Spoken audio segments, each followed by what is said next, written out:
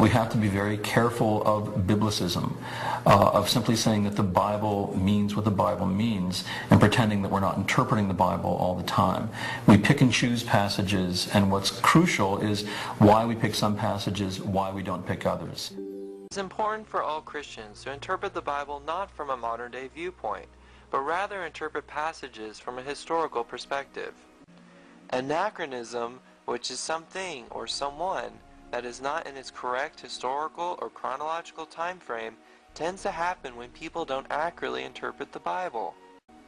For instance, the famous painting of the Last Supper shows Jesus and his disciples eating what was presumed to be bread or lamb, but after a restoration of the painting in 1997 revealed that the painting actually depicted Jesus and his disciples eating eel with orange slices, which was a fashionable dish in the 1400s when Leonardo da Vinci painted his masterpiece.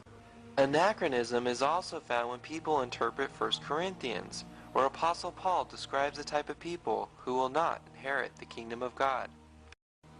In verse 9 he says, "Know ye not that the unrighteous shall not inherit the kingdom of God? Be ye not deceived, neither fornicators, nor idolaters, nor adulterers, nor effeminate, nor abusers of themselves of mankind, shall inherit the kingdom of God." Many Christians believe the word effeminate, as well as the phrase abuser of themselves of mankind, addresses homosexuality. The reason for this is because Christians take the meaning and understanding of a word like effeminate from a 21st century viewpoint, rather than understand the viewpoint of a first century reader. The word effeminate today is defined as a human male who has a feminine nature, behavior, mannerisms, or style. The original Greek word, however, was malakoi. Malakoi is ancient Greek slang meaning soft and never referred to homosexuals. Jesus used the word malakoi both in Matthew and Luke to describe soft or fine clothing. In Matthew 18 and verse 7 it says, "As John's disciples were leaving, Jesus began to speak to the crowd about John. 'What did you go out in the wilderness to see? A reed swayed by the wind? If not, what did you go out to see? A man dressed in fine or malakoi clothes? No, those who wear fine or malakoi clothes are in kings' palaces.'"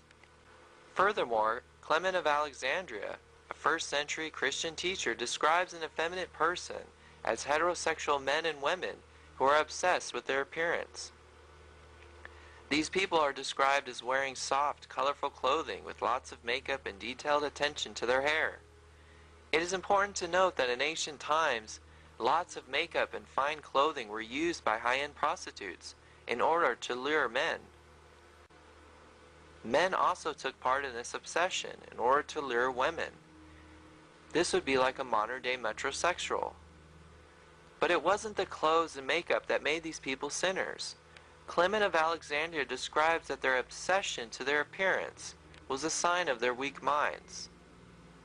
For he writes, "For these unnecessary and transparent materials are the proof of a weak mind, covering as they do the shame of the body with a slender veil." Clothing throughout history and even today helps to define a person's personality, social status, occupation, as well as someone's personal faith. Malakoi was equivalent to a materialistic person of the ancient times.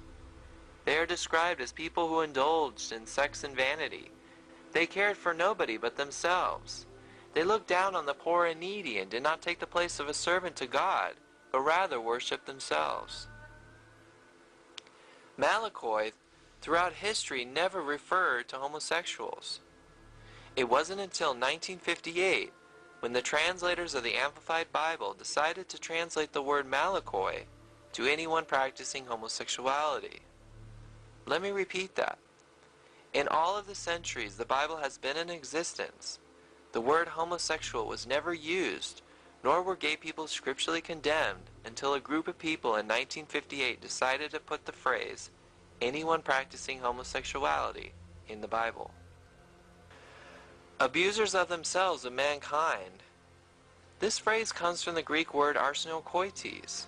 Scholars believe this word was coined by Paul himself and that the word was formed from the Greek translations of Leviticus 18:22 in 2013. Arsenos means man and koiton means bed. The words used together has a sexual connotation to them. However, the passage in Leviticus was referring to shrine temple sex, not homosexuals. Philo, a Jewish philosopher who lived during the time of Jesus, understood that Leviticus 18 and 20 referred to shrine prostitution, in which male worshippers engaged in the anal sex acts with male and female priestesses of the fertility goddess. This Jewish viewpoint is 2,000 years old. It was not invented by gay people as an excuse for sin. It is also important to note that Paul was writing to the city of Corinth, which is in Greece. The most widespread and socially significant form of same-sex relations in ancient Greece was between adult men and adolescent boys, known as pederasty. Some scholars propose that Paul was not condemning same-sex relations of mutual consent. Instead, they argue that Paul was opposed to the involuntary domination of one person over another. Paul's understanding of homoeroticism would have involved pederasty, which involves an older male with a younger male, and also it would have involved prostitution.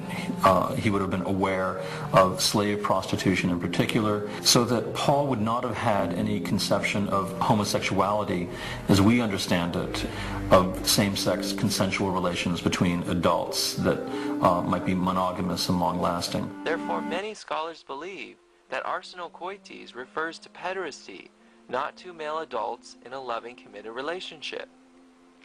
In conclusion, many Christians misinterpret the Bible because they fail to recognize that words written over 2,000 years ago have a different meaning than the way we define words today. Even though the word effeminate has a homosexual reference today, there is no evidence that first-century Christians viewed Paul's writing of Malakoi as a condemnation of gay people. Malakoi referred to men and women who indulged in sex and vanity. Arsenokoites stems from Moses' writings in Leviticus, which condemns shrine prostitution. And finally, the word homosexual was added in the Bible in 1958 by the translators of the Amplified Bible. As I say, we're always psychophysical wholes. You cannot separate the spiritual from the bodily. They are both involved in everything we do. So anything having to do with the body becomes evil in Hellenistic thinking. And so, the sexual relation becomes an evil thing then. But this is not the understanding of the Scriptures. The very first statement that God makes about human nature in the Bible is, it is not good for a human being to be alone. The gift that God gives us, the greatest gift, in order to ensure that we are not alone, is the companionship of another human being, whom we can embrace not only intellectually and spiritually, but physically. And I think that sex ultimately was part of God's antidote to the great human problem, so that we will no longer be alone.